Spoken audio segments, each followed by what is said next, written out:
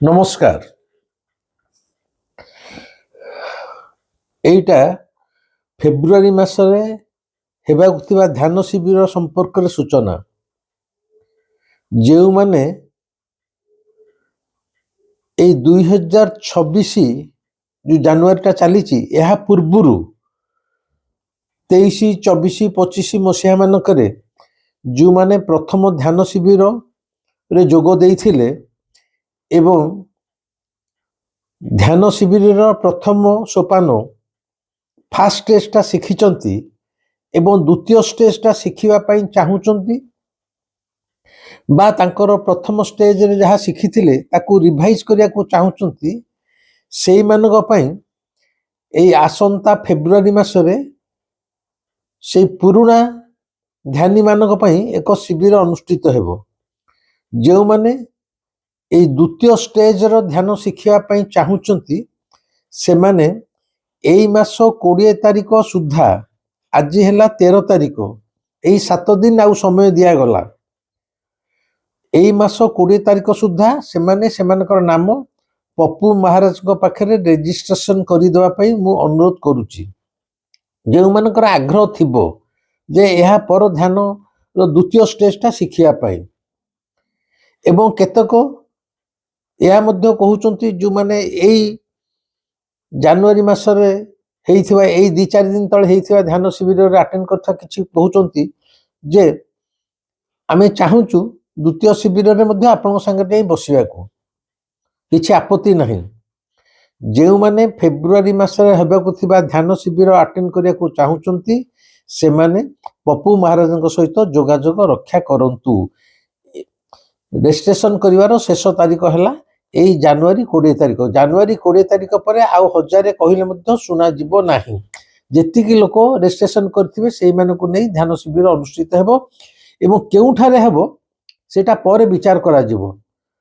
ताहा तुलसीदास आश्रम रे हेबो ना पुरी समुद्र कूले रे हेबो बा अन्य कोठी हेबो सेटा केते संख्या रे लोक माने रेजिस्ट्रेशन करचंती ता ऊपर निर्भर करे। पुरी रे ध्यान शिविर हबाकू गले अंतत पक्षे 30 जन लोक रेजिस्ट्रेशन करिथिबा दरकार। 30 जन लोकरू जदि रेजिस्ट्रेशन कला बेले संख्या कमी जिबे ताहले पुरी रे आमे अकोमोडेशन पाइबा संभव नुहे बोली मु जुआडे सब बुझिची समस्ते कहिचंती। अन्य 30 लोक न रहिले आमे आपनको स्थान देई परिबो नाही। तेनु 30 रेजिस्ट्रेशन जदि कमी जिबे ताहले यह तुलसीदास आश्रम रे हबो। जदि 30 हेई गले ताहले यह पुरी समुद्र कूल रे हबो एवं तारिख पर जणै दिया जिवो केबे हेबो बोली। आजिर सूचना मात्र एतिकी। तेबे एई सूचना दबा समय रे जेहेतु खाली गोटे सूचना मु देली एवं आपण माने तारिख पप्पू महाराजंकर नंबर मने रखिचंदी कि नहीं मु जानिनी। गोटे नुआ नंबर कर दिया जाइची एवं सेई नंबर रे आपण रेजिस्ट्रेशन कले भल हबो।